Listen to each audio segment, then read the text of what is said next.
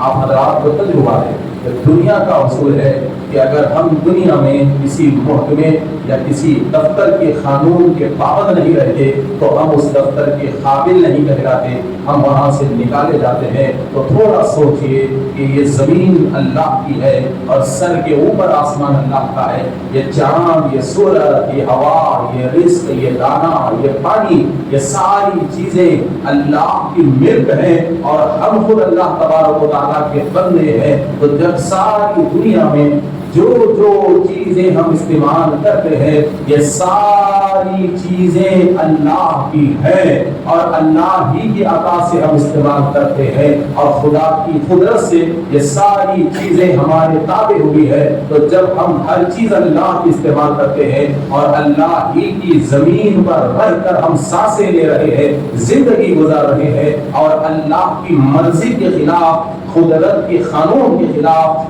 دین اسلام کے شرائط کے خلاف ہماری زندگی چل رہی ہے، تو تھوڑا سوچنے کی بات ہے کہ ہماری زندگی اللہ کے قانون کے مطابق مکمل نہیں چل رہی ہے تو پھر کس صورت سے ہم اس دنیا میں عزت کو تلاش کر رہے ہیں، کس صورت سے ہم اس دنیا میں سکون کو تلاش کر رہے ہیں اور کس ذریعے سے ہم اس دنیا میں طاقت اور قوت کو تلاش کر رہے ہیں۔ تو میرے دوستو، آج موجودہ دور میں اگر ہم حالات کا جائزہ لیں تو حالات ہر وقت بگڑتے رہے، ہر وقت بگڑتے رہے۔ مسلمانوں کے حالات کا بگڑنا کوئی نیا نہیں ہے، مگر ہم تاریخ اٹھا کر دیکھیں تو تاریخ میں آپ کو ایک چونکا دینے والی چیز آپ کو ملے گی کہ جب قوم اللہ سے مڑ گئی اور جب قوم قدرت کے قوانین سے ہٹ گئی، دین اسلام کے شرائط سے ہٹ گئی، خدا کی یاد سے قوم جب غفلت میں رہ گئی تو اللہ تعالیٰ اس قوم کو موقع دیتا رہا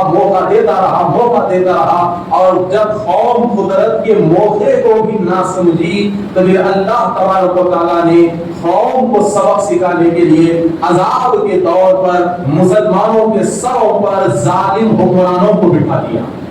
یہ تاریخ ہے، یہ ظالم حکمران مسلمانوں کے سروں پر بیٹھنے کی سب سے اہم وجہ اللہ کی نافرمانی، اللہ تبارک و تعالیٰ سے دوری، اللہ سے غفلت، خدا کی یاد سے غفلت۔ اس کا سبب یہ ہوتا ہے کہ اللہ تبارک و تعالیٰ ظالموں کو مسلمانوں کے سروں پہ اٹھا دیتا ہے اور یہ ظالم اس وقت تک مسلمانوں کے سروں پر بیٹھے رہتے ہیں جب تک کہ مسلمان اللہ کی طرف لوٹ کے نہ آئے۔ اور تاریخ اٹھا کے دیکھو، ظالم ہمیشہ مسلمانوں کے سروں پر بیٹھے نہیں رہے، اس وقت تک بیٹھے رہے جب تک کہ مسلمان جمع ہو کے اللہ کو یاد کرنا نہ شروع کیے، اور جس دن مسلمان اللہ کی طرف راغب ہو گئے اور اللہ کو یاد کیے پھر اس دن سے ظالموں کا صفایا شروع ہو گیا۔ اور پھر ایک چیز یاد رکھیے میرے دوستو، یہاں سمجھنے والی چیز ہے، کیا سمجھنے والی چیز ہے کہ صرف تسبیح پھرانا مسلمان کا کام نہیں ہے، صرف عبادت ہی کرتے رہنا مسلمان کا کام نہیں ہے، بلکہ میرے دوستو یاد رکھو، عبادت کے ساتھ ساتھ صحیح تدبیر اختیار کرنے والی قوم کا نام مسلمان ہے۔ تسبیح کے دانوں کے ساتھ ساتھ صحیح دانش مندی رکھنا یہ مسلمان کی علامت ہے۔ آج ہمارے پاس نہ کوئی تدبیر ہے، نہ کوئی عبادت ہے، نہ کوئی دانش مندی ہے، سوائے جذباتی نعروں کے اور کوئی چیز نہیں ہے۔ اور دوسری اہم چیز یاد رکھیے میرے دوستو، جب کبھی مصیبت آ جائے، جب کبھی مصیبت آ جائے تو سب سے پہلی چیز مصیبت پہ مسلمان کا کام ہے، مسلمان کا فریضہ ہے کہ سب سے پہلے مصیبت پہ اللہ اور اس کے رسول پہ بھروسہ کرے، اور دوسرا کام اللہ کی عبادت کو زیادہ کرے، اور تیسرا کام دعاؤں میں مشغول رہے۔ جب یہ تین کام ہو گئے تو چوتھا کام کیا ہے؟ چوتھا کام کیا ہے؟ چوتھا کام صحیح تدبیر اور صحیح دانش مندی کے ساتھ مصیبت کو کچلنے کے لیے میدان میں اترنا۔ صحیح تدبیر اور صحیح دانش مندی کے ساتھ مصیبت کو کچلنے کے لیے میدان میں اترنا۔ اور جو قوم اپنی مصیبت کے حل کے لیے میدان کو تلاش نہیں کرتی اس قوم کی کبھی مصیبت دور نہیں ہوتی، یاد رکھیے۔ گھر میں بیٹھنے والے کو کبھی کامیابی نہیں ملی، گھر میں بیٹھنے والے کو کبھی کامیابی نہیں ملی، اور پوری زندگی مصلے پر گزارنے والے کو بھی کبھی کامیابی نہیں ملی۔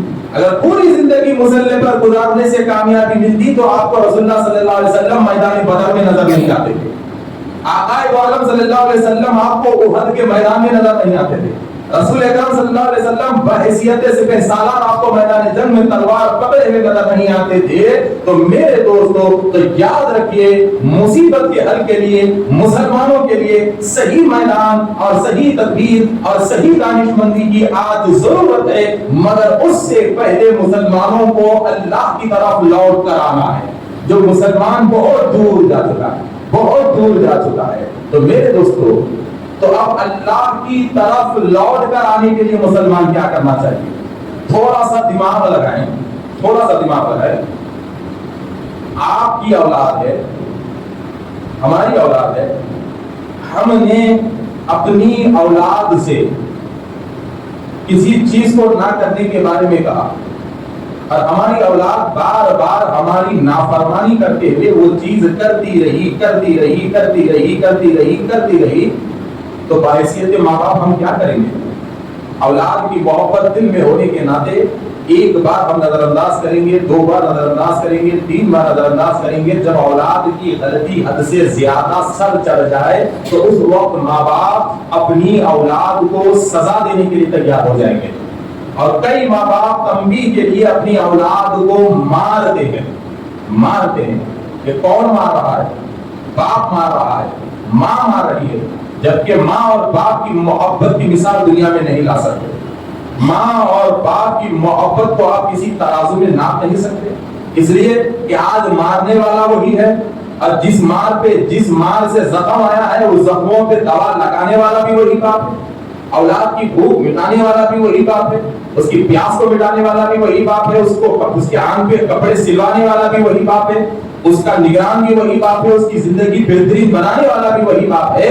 مگر جب اولاد کی غلطی سر چڑھ کے بولتی ہے تو پھر محبت کرنے والا باپ بھی اولاد کو سزا دینے پہ مجبور ہو جاتا ہے۔ تو ذرا سوچئے میرے دوستو کہ وہ قادر مطلق ہے، وہ رب العالمین ہے، وہ ذوالجلال ہے، وہ ذوالجلال ہے، جو بہت زیادہ اپنے بندوں سے محبت کرتا ہے، مگر اس کا قہر بھی سب سے بڑا ہے، اس کا غضب بھی سب سے بڑا ہے، اس کا جلال بھی سب سے بڑا ہے۔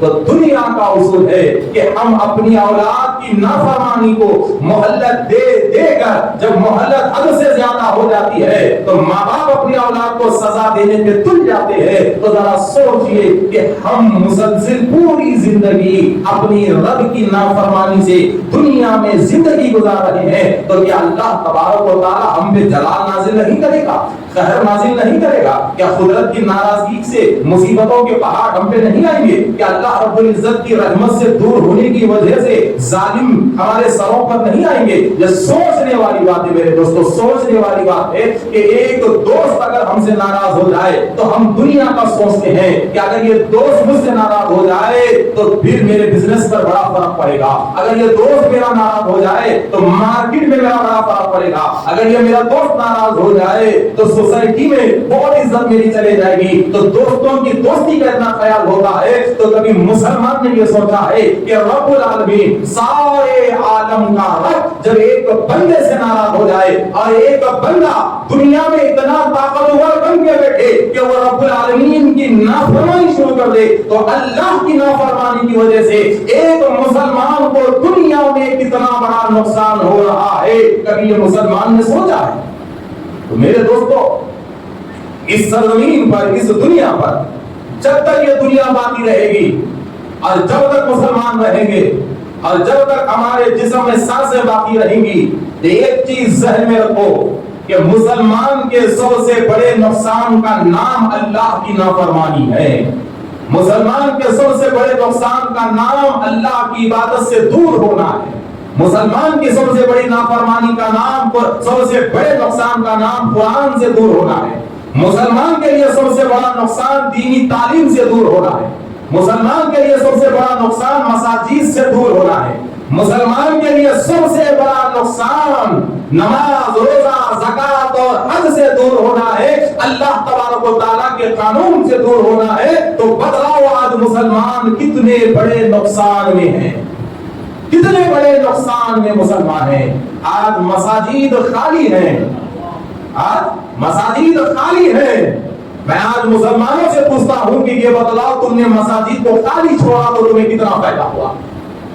کیا کوئی ایک مسلمان یہ بتلا سکتا ہے کہ مسجدیں چھوڑنے سے ہمیں اتنا بڑا فائدہ ہوا ہے, اتنی زیادہ انکم ہوئی ہے؟ کیا کوئی بتا سکتا ہے؟ نہیں, بلکہ ہزاروں نقصان شریعت بتا رہی ہے مساجد کو خالی کرنے کے.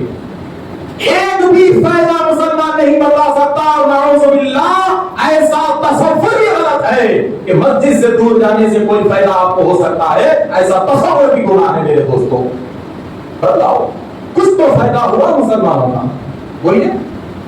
آج مسلمان اللہ کے قہر اور اللہ کے غضب اور اللہ کے عذاب کو تیار ہو کر, اللہ کے عذاب کو قبول کر کر اللہ کی عبادت سے دور چلا گیا, تو بتاؤ مسلمانوں, دنیا کے مزے کے لیے, دنیا کے لالچ کے لیے, دنیا کو خوش کرنے کے لیے ہم اللہ کے عذاب کو قبول کرنے کو تیار ہو گئے, تو یہ بتلاؤ کتنا فائدہ ہمیں ہوا, کتنا فائدہ ہوا. چلیے دوسری بات, قرآن یہ میں بڑی پکی بات کہتا ہوں, بڑی پکی بات کہتا ہوں, بڑی پکی بات. کیا یہاں جتنے بیٹھے ہوئے نا, ان میں سے شاید کہ کچھ لوگ ہوں گے جو صاف صاف قرآن پڑھتے ہوں گے, صاف صاف قرآن پڑھتے ہوں گے. اب نئی نسل وہ نسل جن کی عمر آج 20 سال 25 سال ہے, اس نسل کی حالت دیکھو. استغفر اللہ میرے دوستو, استغفر اللہ. میرے بھائی بتاؤ, ہمارے نوجوان بچوں کو کیا قرآن پڑھنے آ رہا ہے؟ بولو, کیا ماں باپ نے انہیں قرآن پڑھنا سکھایا ہے؟ تو جب ہمارے گھر میں ہم اپنی اولاد کو ہمارے مذہب کی کتاب قرآن سکھانے تک کا موقع ہم نے ہماری اولاد کے لیے فراہم نہیں کیا, تو پھر یہ ماں باپ کس امید سے بیٹھے ہوئے ہیں کہ اس کی نسل سے مسلمان پیدا ہوں گے؟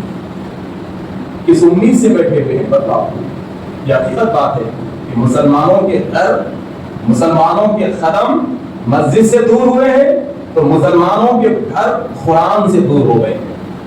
آج نہ مساجد بھرے ہوئے ہیں, نہ گھر میں قرآن کی تلاوت سے گھر کے کمرے بھرے ہوئے ہیں. یہ کیا ہو رہا ہے میرے دوستو؟ بتاؤ.